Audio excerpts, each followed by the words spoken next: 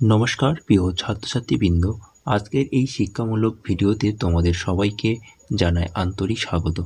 মূল আলোচনায় যাওয়ার আগে একটি গুরুত্বপূর্ণ কথা জানিয়ে রাখি, এই ক্লাসের উপর আমি আগেই কয়েকটি গুরুত্বপূর্ণ ভিডিও শেয়ার করেছি। তোমরা যদি সেই ভিডিওগুলো আগে দেখে নাও তাহলে আজকের পাঠটি আরও সহজে বুঝতে পারবে। ভিডিওগুলোর লিঙ্ক ডেসক্রিপশনে দেওয়া আছে, অবশ্যই দেখে নেবে। এখন আমরা চতুর্থ শ্রেণীর বাংলা বিষয়ের প্রথম পর্বে তথা প্রথম পর্যায়ক্রমিক মূল্যায়নে বাংলার প্রশ্নপত্রটি ধাপে ধাপে আলোচনা করব।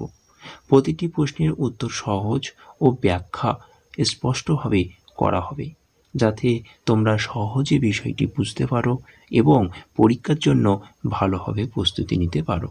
চলো আর দেরি না করে আমরা মূল আলোচনায় প্রবেশ করি। প্রথমে তোমরা প্রশ্নপত্রের উপরে পরীক্ষার্থী নামের জায়গায় তোমাদের নাম, ক্রমিক সংখ্যা জায়গায় তোমাদের রোল নাম্বার, বিদ্যালয়ের জায়গায় তোমাদের বিদ্যালয়ের নামটা অবশ্যই লিখবে। চলো, প্রথম প্রশ্ন নাম্বার 1, সবার আমি ছাত্র কবিতার প্রথম 4টি লাইন মুখস্থ লেখো। এখানে প্রশ্নের মান রয়েছে 4। তো তোমরা দেখে নাও প্রথম প্রশ্নটির সঠিক উত্তর। আকাশ আমায় শিক্ষা দিল উদার হতে ভাইরে, কর্মী হবার মন্ত্র আমি বায়ুর কাছে পাইনি। চলো, পরের প্রশ্ন নাম্বার 2, শব্দার্থ লেখো। এখানে 4টি প্রশ্ন রয়েছে, হাফ নাম্বার করে মোট নম্বর রয়েছে 2। তো প্রথম প্রশ্ন নাম্বার ক, মন্ত্রণা। মন্ত্রণা শব্দের অর্থ পরামর্শ। নাম্বার খ, পাঠশালা।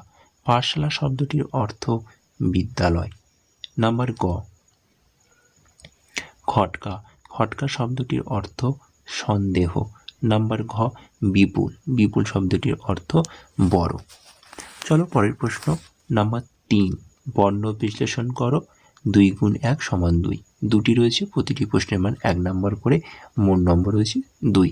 তো প্রথম প্রশ্ন নাম্বার ক, অভাব। অ ভয়াকার ব। এই অভাব শব্দটির বর্ণ বিশ্লেষণ করলে হবে অ যোগ ভ যোগ আ যোগ ব।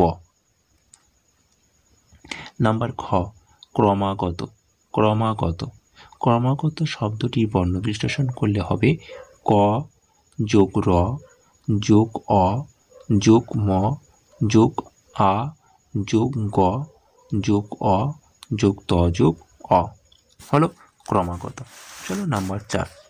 নাম্বার 4-এ বলা হয়েছে বাক্য রচনা করো। 2 গুণ 1 সমান 2। দুটি রয়েছে, 1 নাম্বার করে, মোট নম্বর রয়েছে 2 নম্বর। তো প্রথম প্রশ্ন নাম্বার ক, শিক্ষা। বাবা মায়ের শিক্ষা একজন শিশুর ভবিষ্যৎ গঠনে সাহায্য করে। নাম্বার খ, বুদ্ধিমতী। প্রাণী জগতের মধ্যে সবচাইতে বুদ্ধিমান প্রাণী মানুষ। তা তোমরা বাক্য রচনা তোমরা তোমাদের মতন লিখতে পারো বা আমারটাও লিখতে পারো। ওকে, চলো পরের প্রশ্ন। পরের প্রশ্ন অর্থাৎ নাম্বার 5, একটি বাক্যে প্রশ্নগুলির উত্তর দাও। 6 গুণ 1 সমান 6।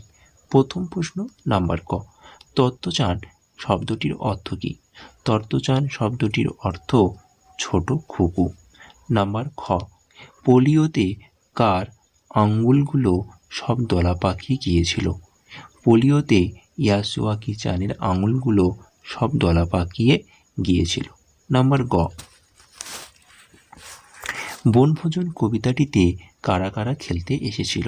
বনভোজন কবিতাটিতে নুরু, পুষি, আয়শা, শফি খেলতে এসেছিল। নাম্বার ঘ, কে কবিকে মধুর কথা শেখালো? আকাশের চাঁদ কবিকে মধুর কথা বলতে শেখালো। নাম্বার উঙা, প্রেমেন্দ্র মিত্রের সৃষ্ট একটি বিখ্যাত চরিত্রের নাম লেখো। প্রেমেন্দ্র মিত্রটি বিখ্যাত। প্রেমেন্দ্র মিত্রের সৃষ্ট একটি বিখ্যাত চরিত্র হল ঘনাদা। চলো পরের প্রশ্ন নাম্বার চ, লুসাই পাহাড়ের বিস্তার কতখানি জায়গা নিয়ে? লুসাই পাহাড়ের বিস্তার প্রায় 650-700 বর্গমাইল জায়গা জুড়ে লুসাই পাহাড়ে বিস্তৃত। চলো পরের প্রশ্ন নাম্বার 6, নিচের প্রশ্নগুলির উত্তর নিজের ভাষায় লেখো। 2 গুণ 2 সমান 4। প্রথম প্রশ্ন নাম্বার ক, পাকোয়া নদীর বর্ণনা দাও। তো দেখে নাও, পাকোয়া নদীর বর্ণনা। পাকোয়া নদী 70 থেকে 80 হাত চওড়া ও সেখানে 1 কমা জল রয়েছে। চলো পরের প্রশ্ন নাম্বার খ, ব্যঞ্জনধ্বনি কাকে বলে? উদাহরণ দাও। 1 যোগ 1।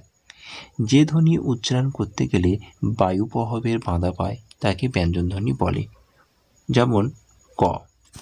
ওকে, তো এটি ছিল ক্লাস 4th শ্রেণীর প্রথম পর্যায়ক্রমিক মূল্যায়নের বাংলার প্রশ্নপত্র। সুতরাং প্রশ্নপত্রটা তোমরা মনোযোগ দিয়ে প্রথম থেকে শেষ পর্যন্ত ভালোভাবে দেখো।